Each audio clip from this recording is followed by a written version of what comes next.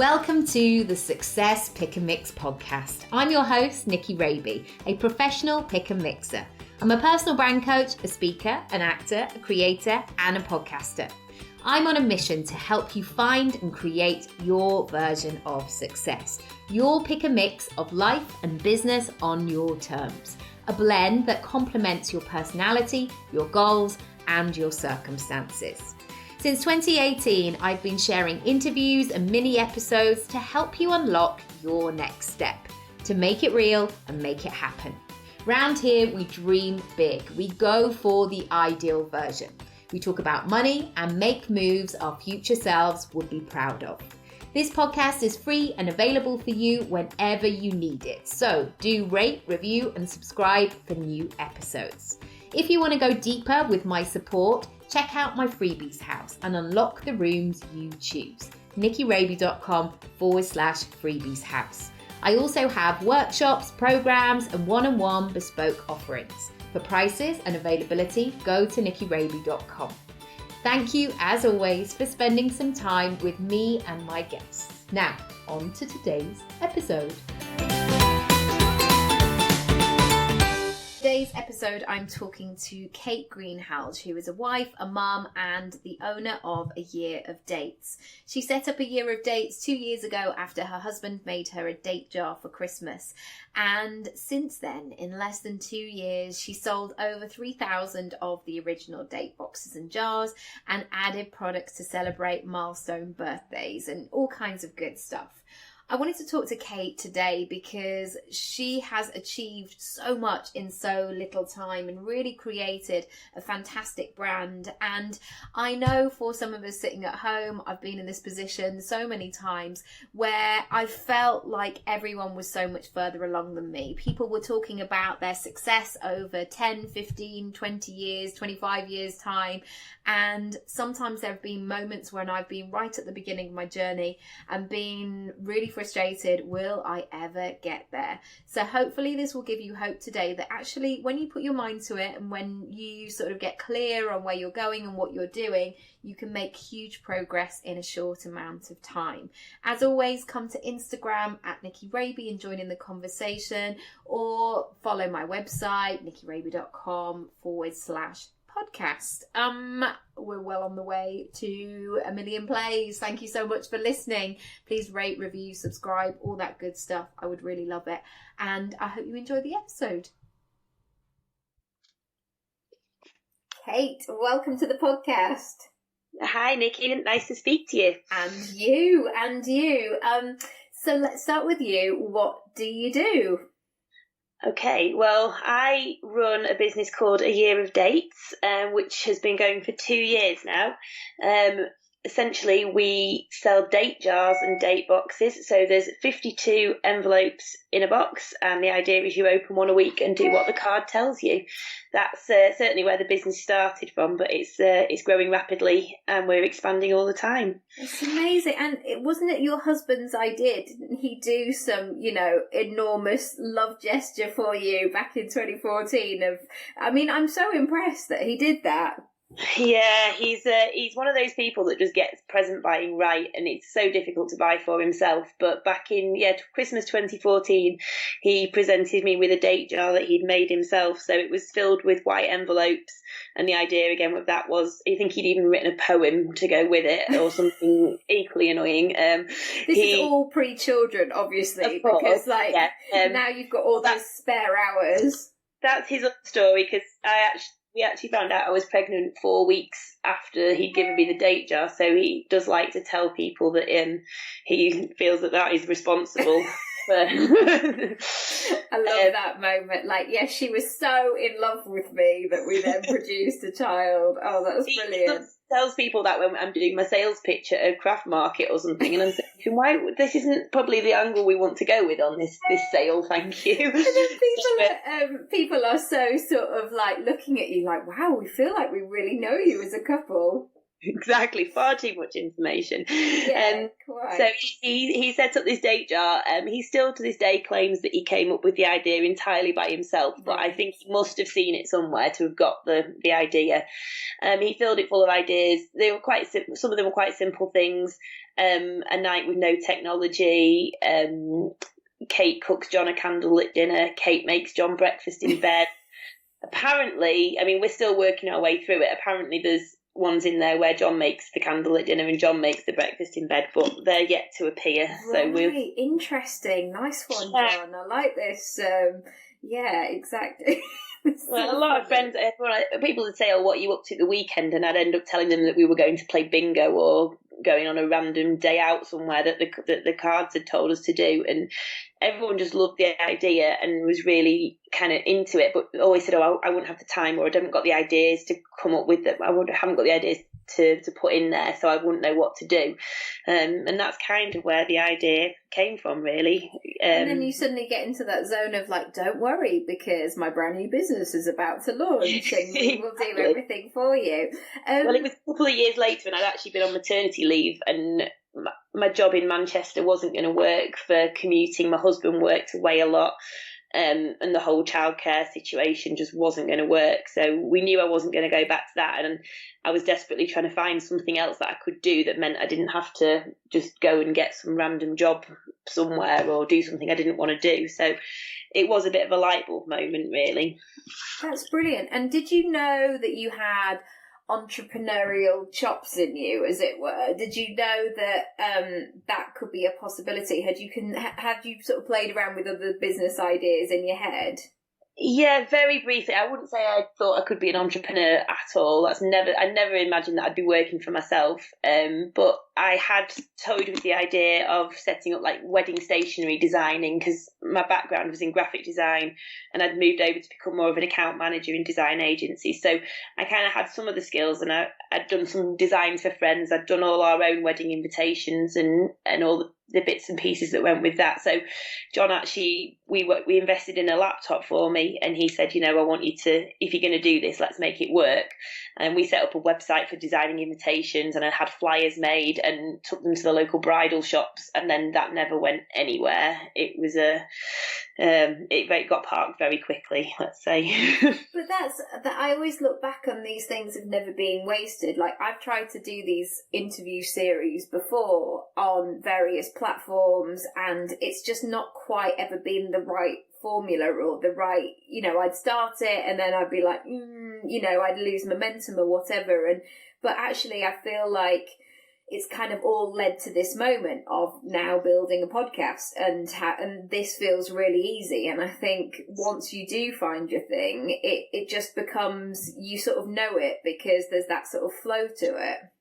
Yeah, definitely. And it was very much a light bulb moment, like I say, and it kind of everything else just got parked and it became my kind of whole focus.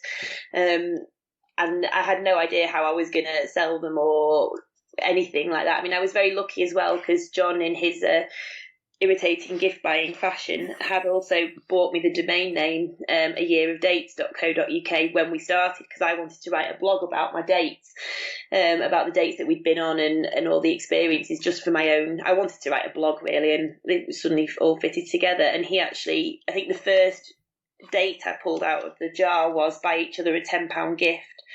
And it was a week after Christmas, and I'd already struggled with Christmas, and I was cursing him already for this card I'd pulled out.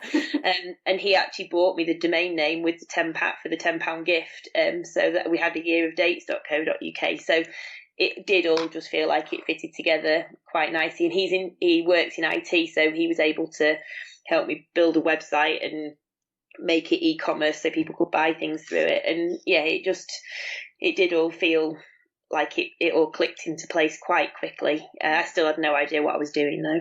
Yeah. So how did you move in from like that place of I have no idea what I'm doing to actually starting to formulate a plan going forward? I'm not entirely sure there is a plan to going forward yet. It's just been, there must be one somewhere, but it is very much like we've very much gone with the flow. We were very lucky at the beginning.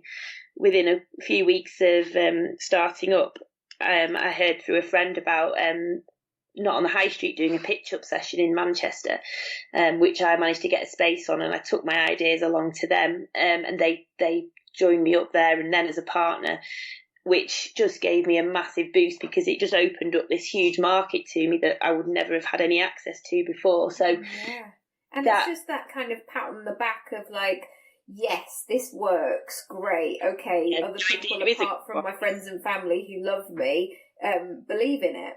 Yeah, and like I say, it was just the timing of it was perfect because I'd kind of said, right, I'm starting it at the beginning of September, and I think I met them on the 24th of September, so it was literally 3 weeks in, and I started getting orders within a couple of weeks of that, and they were coming in. I think we'd used our savings for me to buy some stock, some envelopes, some cards. I'd done all the design work, and we bought 100 branded boxes, which arrived at the beginning of September, and before Christmas I'd had to put an order in for some more because I'd sold out already. Wow. So yeah, it was just, not on the high street, that wouldn't have happened because I'd probably had maybe 5 or 6 orders on our website, which was amazingly exciting. And like you say, the rest of it was friends and family saying, oh, I'll buy one. And me standing on stalls in the cold at Christmas markets, trying to talk to people and explain the concept to them. So yeah, not on the high street was a brilliant platform to find so early on. And I find that sometimes it's like such a glamorous notion when people say,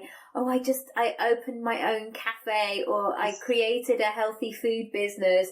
But I was talking to my friend the other day who works on our local farmers market, and she sells these amazing halloumi wraps that are just delicious. And she's one of those like guru women that you just can go and see her on a Sunday morning and she'll give you like 3 nuggets where you're like, okay, I feel blessed. I feel like, she's given me some words of wisdom. But the amount of times where she's standing in the cold with like a woolly hat on and thinking, none of this is fun, really. And finding those people who really support is a brilliant thing.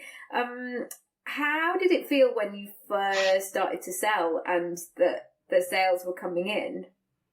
Oh, it was brilliant. I remember, I think my husband was working from home at the time, and I remember going in and saying, every time my email pinged, I was like, oh, maybe this is it. Maybe this is the order. And it wasn't. But yeah, it was, especially when we got the emails on our website that were coming from people that I didn't know. That was really an exciting time. But now it's almost become the norm, which is really great, but at the same time I still get that moment of excitement though when I get an order, because sometimes you think, oh, I've not had any today, and then you start to question why, and is this it, and am I never going to get an order ever again? Yeah. Oh yeah, there's one. And so yeah, it's always nice to get an order. And I know there's a lot of people out there who say, oh, when you buy from a small business, someone does a little happy dance. That's definitely true, because it just kind of reaffirms what you're doing once again. Definitely, and because we work by ourselves quite often, unless I'm with clients or recording a podcast, it's a lot of laptop time sometimes, and it's not glamorous, the sort of the writer's dream where people talk about like they're looking out their window to countryside and they're smoking a packet of, well, you can't smoke anymore, but it's not because it's so bad for you, but it's like, you're having the perfect coffee, and actually it's just a lot of hard graft sometimes. Totally. There's 3 sacks of orders in my hall at the moment because I work from my front room, all waiting to go to the post office. So that's my Monday every week, is getting all the orders from the weekend, getting them all sorted, boxed up, checking everything, getting the postage sorted, and then before I pick my daughter up from nursery, I'd go do the post office run, and possibly pop to the shops and get some food for tea if we need to. But yeah, there's no glamour to it really. It is just, like you say, getting on with it and getting stuff done. I try and have a day a week where I don't ship orders, and I try and do some kind of business development and planning and preparing things, getting my pictures ready for social media or working on a new product. I try and have a day a week where I set that aside, but it never fully happens. It's a bit here and a bit there. And yeah, the dream is to have a day a week where I'm not sitting in my house, where I'm somewhere else, and I'm not where you're talking to real life humans on and emptying the dishwasher when I go in the kitchen. So yeah, it's we're getting there slowly, but I've only been doing this full time since April, so it's still finding my routines and finding my feet really. Yeah. What's been the biggest surprise up until this point of running your own business? Well, I think mainly the fact that I am actually running a business and I now have an accountant and and a business advisor. They're constantly surprised by these things that I have to now do. Like all my financial side of things I had no idea about. So yeah, they're always a big surprise. But I think it's just the kind of the recognition, and especially on social media, when I get, when someone buys one of my products and shouts out about it on social media and shares pictures of them on the dates, it's just brilliant to see, and it just kind of makes you realise that people actually are out there using them and doing what I'm suggesting and trying to bring a bit of romance back into their lives.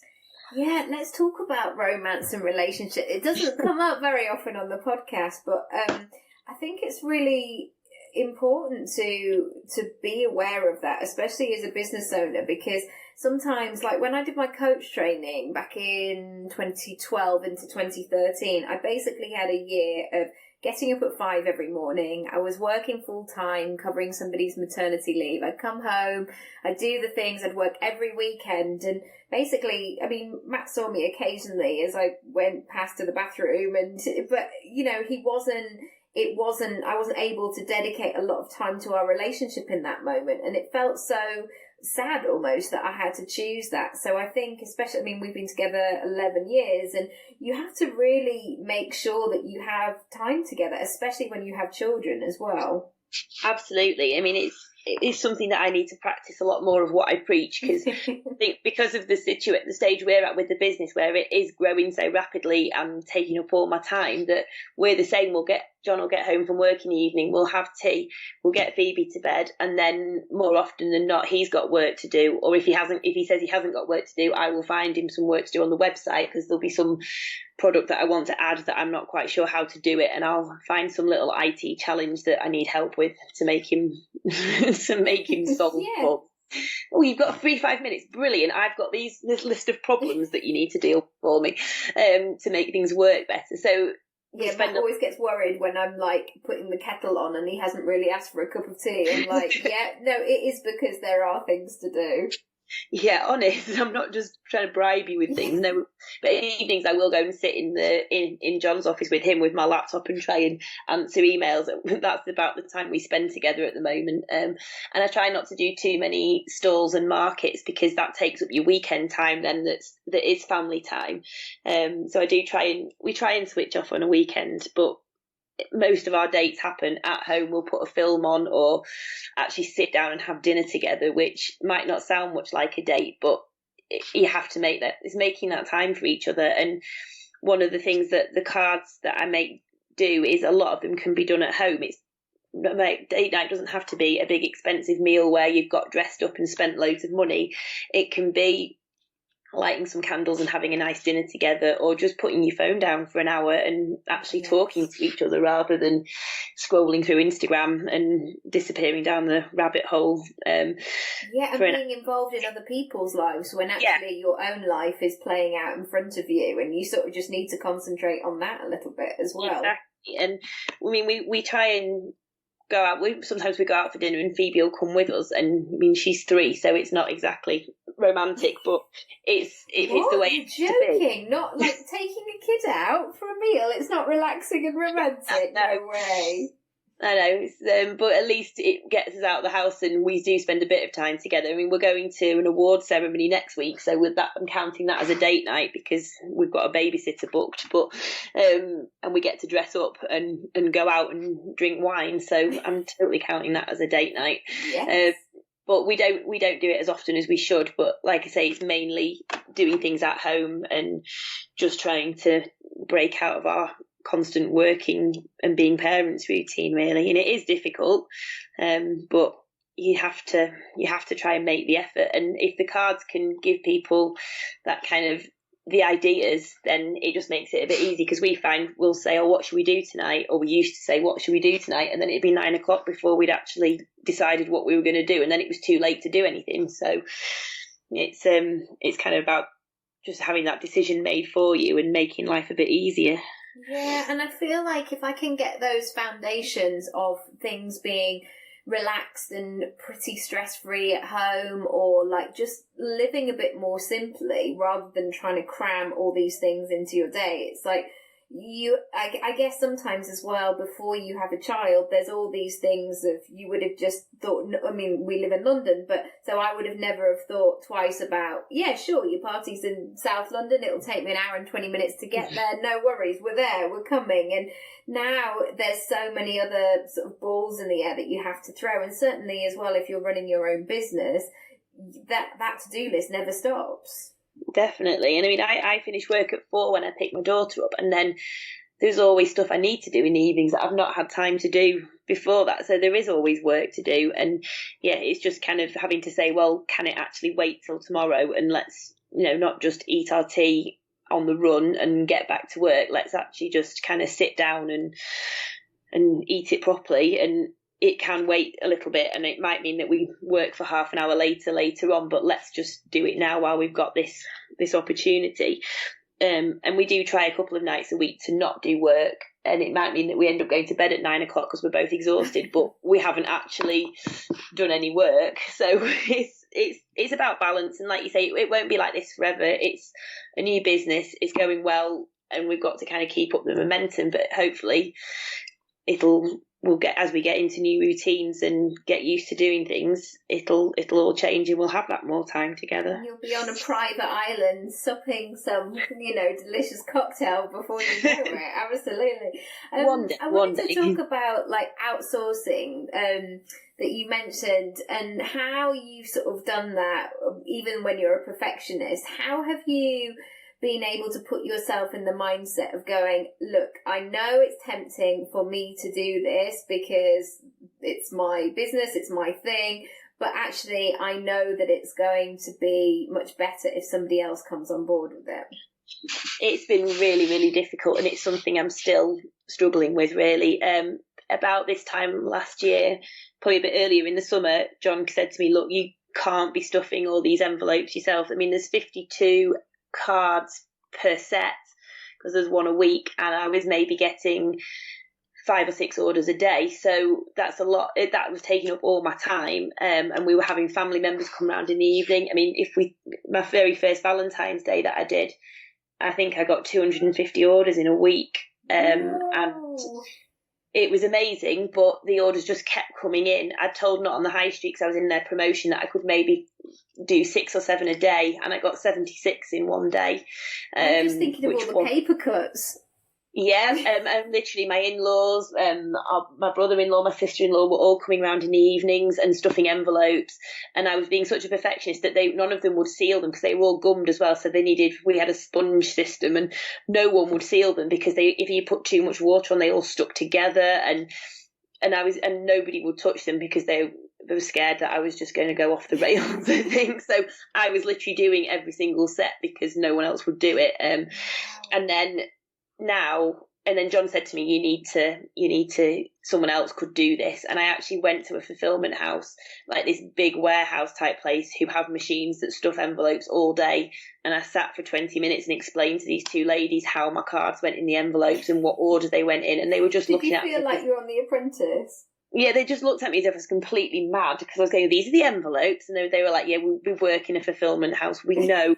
What are you doing? And because they're quite small, there isn't a machine that can do them, so it has to be done by hand. And I'd go around to pick the cards up once the sets were done, and the receptionist would be sat there in this place stuffing the envelopes for me. And they that didn't last very long because they decided they had bigger accounts to work on than mine. And now a lady who I know, I've worked with her husband's business before, she stuffs them sitting at home. So he has his business, we're doing promotional printed items, where she helps him, and then she just sits and stuffs envelopes for me, and it's working brilliantly. But it's taken me a good while to kind of trust her enough that now all the envelopes get delivered to her, the cards get delivered to her, she counts everything out, she sorts everything, and I get a full set delivered back to me in boxes of 25, and I just put them in the boxes, and it has revolutionised things.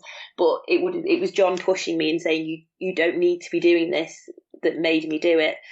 And now with all the other sets, because we do birthday boxes, there's new parent sets, which I've been doing all myself up until now. My brother-in-law's now come to help me out, so he's coming over a couple of mornings a week and actually helping me and stuffing envelopes for me. And it's just about knowing that you have to do it. There's still things that I do. I see every box, I put all the things in the box, but that will soon hopefully change as well, and he'll be helping me with that side of things too. But it's just knowing that you have to do it to survive, basically, and to be able to grow. And it's incremental as well. You don't suddenly have to go, right, I've been doing this for a while and now I'm never ever going to see any of these things again. You know, there is that sense of being attached to your business, but also your time. Steph from Don't Buy Her Flowers was talking about this, which I think is episode 33, I think it is, if people want to go back and listen. But she was saying that her time at her sort of hourly rate was much more than somebody else's who could fulfill the orders. And once you start to think about it in that way, it all becomes a bit clearer. Definitely. And I mean, I remember listening to that episode actually and thinking, yeah, this is so true. I really need to do something about this. But I think for me, as somebody suggested to me, you just need to ship them all to China and get a factory in China will make them all. And I was saying, I won't even let them out my house. Why? They're not going to China. I think eventually a fulfillment house with me having some kind of control over it will be an option, but we need to be getting the kind of know the regular order numbers. I mean, I've got forecasting sheets and all kinds of things now that John's set up for me that I don't understand, but I fill in religiously so he can see where we're up to. And I think when we're at a certain level of orders per day and it's kind of guaranteed, then there will need to be some kind of fulfillment house that has all the elements and puts them together for me, and then I oversee it. But that's the next step. I'm just, someone else is helping me. This is one step at a time, like you say, incremental. Yeah, so good. How have you known how quickly to expand into different products and different sorts of, because you know that the formula works, because I guess, you have to invest in terms of printing things. How do you know when you've been ready for that? Well, the first one came after the first Valentine's Day I did, because obviously the sales kind of went through the roof, and we then had some more cash coming in, and we'd managed to pay back our savings that we'd invested in the first place. And then I had some money to invest in new products. So that's when the 30 things to do when you're 30 and 40 things to do when you're 40 boxes came along.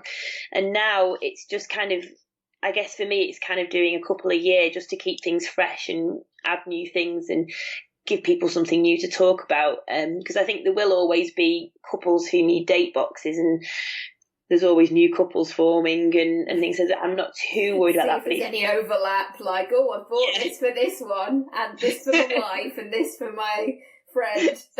You'd be very, there's definitely people buy them for wedding gifts and who've been bought one for their wedding. And people do tell me things like that, which is really nice. But it's like, there is peaks. So there's Valentine's Day, there's wedding season, and then it's about trying to kind of make sure we've got products to go in the other gaps. So the new parent box that we launched back in beginning of May, that kind of is aimed at baby showers and new parents. So hopefully there's a bit of more of a kind of market all year round for that one. And I keep coming up with new ideas, and then I've got a list on my whiteboard of all the new product ideas I want to do. It's just, like you say, it's having time, having kind of being able to invest in them and just working it all out that I'm struggling to have the time to do. So I think probably a couple a year is the aim, just to keep things fresh. But every one I do, then all my orders take that little bit longer to fulfill, because there's there's all the different types of boxes and different types of products and add-ons and things. So it's just managing that. And I work from home, so my spare room is just full of boxes. There's not much room for new boxes in there at the minute, so it's taking over the house. You're right. It's finding that sort of how you actually make it all work practically, but also keeping those creative juices and realising actually, we were saying about this earlier, we sort of really know that once you've been doing this for a while, you start to know the peaks and troughs of your business and your industry, and you can then prepare a little bit better.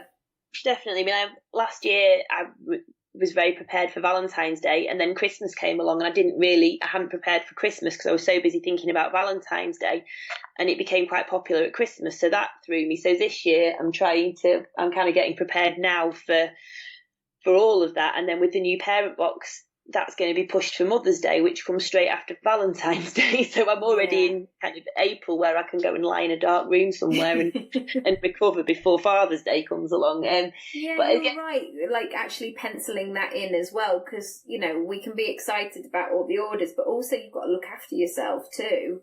Definitely. And I mean, when I look back on Valentine's Day this year, I was a lot more organised, but it was still, I was doing 3 trips to the post office a day with like 4 or 5 sacks of orders at a time. I was just like a machine. The more organised I can be now means that it's easier then. And it's a total learning curve. I'm learning all the time how best to do that. But having someone to help me as well means that if people are ordering other things like the birthday boxes, I'm not suddenly going, oh God, I've got to stop this kind of production line of date boxes and wrap a birthday box up. This is, you know, it shouldn't be too much of a shock for me, but it's, each year is a new, I'm learning new things. And I guess with the new products, I don't want to bring too many out and make it seem forced. They only work if it's kind of like, feels like a natural progression for the product. I don't want to end up with some big catalogue of products that are just forced into each kind of celebration season just because I can. It needs to feel like it's the right development for the product as well, really. No, you're right. I think sometimes I'm on these mailing lists and you hear like, you know, the new season things and I'm like, oh wow, they've really like stretched out that idea to make it work. And it just, you know, you're right, it does have to sort of feel like it's a match. Has there been anything that's really surprised you along the way? I think for me, it's kind of been a confidence thing because I've never been comfortable standing up and talking in front of groups of people. Like in my old job, I obviously had to pitch ideas to clients as an account manager, and it was never something I felt comfortable with. But looking back, they were never really my ideas. It was the ideas that a designer had put together. Whereas this, I've surprised myself with the kind of fact that I can go to networking events and stand up and talk about what I do. And I guess even doing this kind of thing, I never would have thought I'd be doing kind of podcasts and interviews and people asking me my opinion. So I think it's a real confidence thing that I can talk about what I'm doing and feel confident to do it and not be thinking, oh God, am I saying the right thing? Because it's something I believe in and it's my other baby, really. Yeah. So I think that's been quite a surprise. I will quite happily stand up in a room full of people and talk about it now, which I would never have seen myself doing before. I think you're right. I think also running your own business is like the biggest self-development journey of your life. You know, it's one of those that it brings up anything, any insecurities or any skill, you know, it works for you in a really positive and negative way sometimes where you're like, whew, this feels a lot. Definitely. And I think it's just, I mean, for me, it's being able to say yes to kind of, now I'm working for myself all the time. I was still working part-time in a design agency until April. So I'd get offers to go on courses and these business development plans, but I could never do it because it started at 9 a.m. and I'd have to have taken holiday and it never worked. So I've just been able to throw myself into all these kind of growth courses and finance courses and, you know, even digital courses, even though I kind of know a certain amount about that, it's looking at it from a different angle. So it's been brilliant to kind of get out there and everybody you meet opens up a new audience. And even like going to kind of Chamber of Commerce meetings and things that I never thought I'd be going to, but it's all interesting and all different stuff to try out. And I just find I can say yes to a lot more things now as well. And I might say yes to them and then think afterwards, well, I'm not going to do that again. But at least I know. So yeah, there's been a few like networking things that I've gone to and I'm like, oh no, this is not the right fit for me. These are not my people. But again, you live and learn. Where do you want to be in 5 years' time? Well, hopefully with a fulfillment house who are managing my orders for me, because I think our front room may have been outgrown by that point. So either a fulfillment house or a small team of people who can do that side of things for me. I know I need to let go of that side of things a bit more, but just kind of developing more products, getting out there and talking about it, doing the bit that I'm kind of good at. I mean, I'd love to say lying on a desert island somewhere, but I think that's probably a few more years further down the line for that one. But just being able to enjoy just kind of working for myself still. And I always wanted to kind of be working for myself by the time Phoebe started school, which is still 2 years away, but I'm already doing it. So that's amazing. If I can still be doing it and doing less of the packing orders, I think I'll be happy. And maybe I've got my front room back to be a lounge rather than a storeroom. Yeah, it's always those moments. I feel like I'm dreaming of a time where we don't have plastic and tractors and madness all around. You know, my son likes to play this game called Skips at the moment, whereby he just loads everything up onto the sofa and he says, "Oh, I'm putting it in the skip." And I think, actually, I am going to put it in the skip if this continues. This is a nightmare. In an environmentally friendly way, of course. Of course. Well, we moved into our new house about 11 months ago, and the front room was our grown-up living room. The idea being there wasn't pink plastic cutlery and dolls everywhere, and that is now my office, and we have to step over all the dolls' houses and prams and sleeping teddies that have been put to bed in the middle of the floor to sit on the sofa if we do want to eat our tea in there or watch anything on telly, and move all the toys off the sofa. So it's not ideal, but it's not forever, so it's fine. It will all be good. It will all work itself out. If people want to come find out more and get some ideas for dates and buy some lovely products, where should they go? The website is ayearofdates.co.uk. I'm on Instagram and Twitter with the same name, so at A Year of Dates, and I'm on Facebook as well under the same name. Wonderful. Well, thank you so much, and I'm so glad that I've got you on today, because I know that you listen to the podcast, so it's so nice for you to have your own episode. It's such a treat. Thank you. It's been an absolute pleasure. Thank you very much. Thanks, Kate. See you soon. See you soon. Thanks, Nikki. Bye.